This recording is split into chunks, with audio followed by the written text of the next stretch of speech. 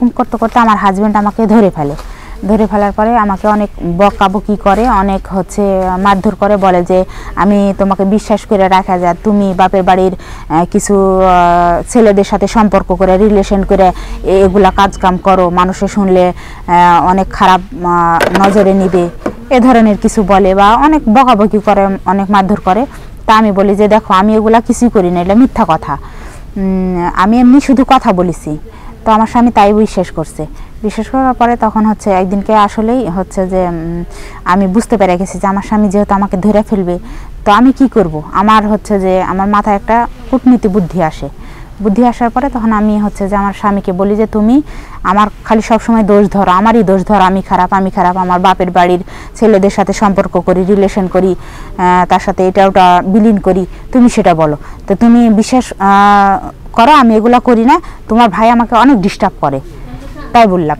তখন আমার স্বামী বিশ্বাস করে না যে না আমার ভাই তো এ ধরনের কিছু করে না, আমার ভাই 5 ওয়াক্ত নামাজ পড়ে, সে পরহেজগার, আর তোমার সাথে এরকম ধরনের কিছু করবে আমি বিশ্বাস করি না, তাই বলে। আমি যে তুমি বিশ্বাস করো না এই জন্যই তো আমি তোমাদের বাড়িতে থাকি না। তোমার ভাই আমাকে চোখের ইশারাতে অনেক কিছুই বলে, বোঝায়, কিন্তু আমি কি বুঝি না, আমি কি মেয়ে মানুষ বুঝি না, আমি ঠিকই বুঝি, কিন্তু আসলে কি তুমি বুঝতে যাচ্ছ না, কারণ এটা তোমার রক্তের সম্পর্ক না, এই জন্য নষ্ট হয়ে যাবে, রক্তের সম্পর্ক নষ্ট হয়ে যাবে, এই জন্য তুমি এটা বুঝতে চাইতেছো না। তুমি আলাইকুম, কেমন আছেন সবাই? আশা করি ভালো আছেন, আমিও ভালো আছি। আমার কিছু লাইফের কথা আপনাদের সামনে বলতে চাই। তো আমার নাম রিয়া, আমার বাড়ি যশোর জেলা, আমার স্বামীর বাড়ি কুষ্টিয়াতে। আমাদের সম্পর্ক করে বিয়ে হয়, বিয়ের পরে আমাদের সংসারটা ভালোই চলে।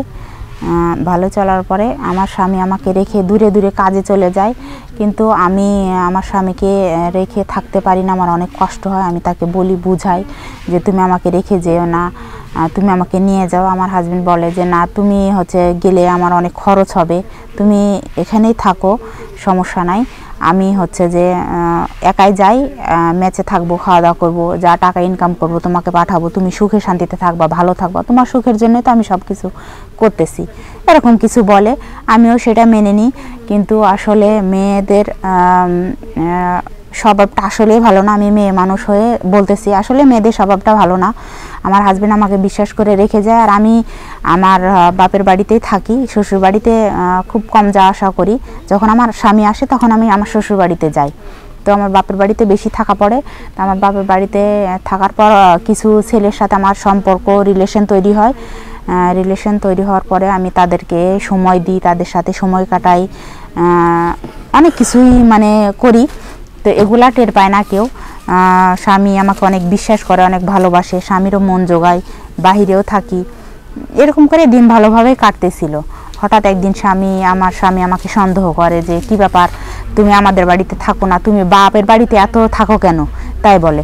আমি দেখো শোনা, তুমি তো যে সবসময় আমাকে একা রেখে যাও, তো আমার এখানে একা একা থাকতে ভালো লাগে না, অনেক কষ্ট হয়, যেহেতু তোমার একটা বোন নাই, তোমার মা নাই, তোমার যে আত্মীয় স্বজন তো কেউ নাই, তো তোমার বাড়িতে আমি একা থাকি, কি করব, তাই আমি আমার বাবার বাড়িতেই থাকি, এই জন্য আমি আমার বাবার বাড়িতে থাকতে একটু বেশি ভালোবাসি।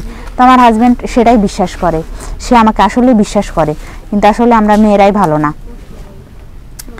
তারপরে একদিন এরকম করতে করতে আমার হাজব্যান্ড আমাকে ধরে ফেলার পরে আমাকে অনেক বকাবকি করে, অনেক মারধর করে, বলে যে আমি তোমাকে বিশ্বাস করে রাখা যায়, তুমি বাপের বাড়ির কিছু ছেলেদের সাথে সম্পর্ক করে রিলেশন করে এগুলা কাজকাম করো, মানুষে শুনলে অনেক খারাপ নজরে নিবে, এ ধরনের কিছু বলে বা অনেক বকাবকি করে, অনেক মারধর করে।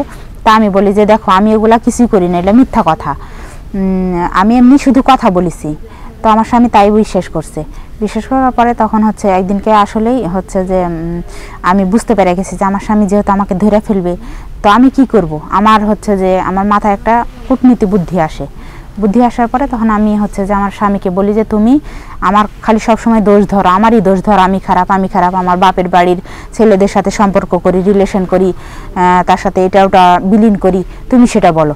তো তুমি বিশ্বাস করো আমি এগুলা করি না, তোমার ভাই আমাকে অনেক ডিস্টার্ব করে, তাই বললাম। তখন আমার স্বামী বিশ্বাস করে না যে না আমার ভাই তো এ ধরনের কিছু করে না, আমার ভাই 5 ওয়াক্ত নামাজ পড়ে, সে পরোজগার, আর তোমার সাথে এরকম ধরনের কিছু করবে আমি বিশ্বাস করি না। তাই বলে আমি যে তুমি বিশ্বাস করো না এই জন্যে তো আমি তোমাদের বাড়িতে থাকি না।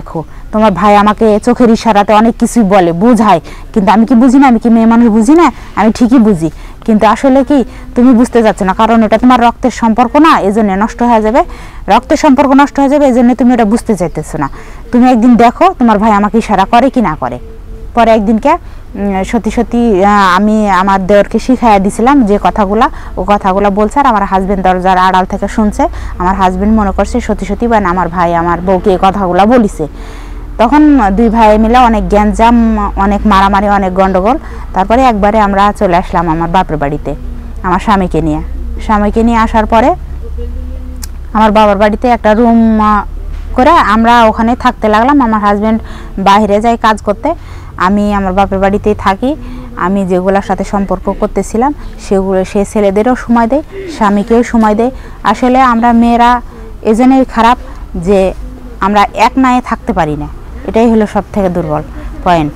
তো আমি কি বলতে চাইতেছি আশা করি আপনারা বুঝতে পারতেছেন। তো আমার মতো ভুল করেন না, 2 লাই পা দিয়েন না কোনো সময়। সবসময় স্বামীর বিশ্বাস অর্জন করার চেষ্টা করবেন, তাহলে স্বামী ভালোবাসবে। স্বামীকে বিছানায় রেখে স্বামীর পিছনে ছুরি মাইরেন, এই কাজটা কোনো দিনই করেন না। কারণ আমি একটা মেয়ে হয়ে আপনাদেরকে আমি সাবধান করে দিতেছি। আমার কথাগুলো বুঝতে পারতেছেন, আশা করি ভালো থাকবেন।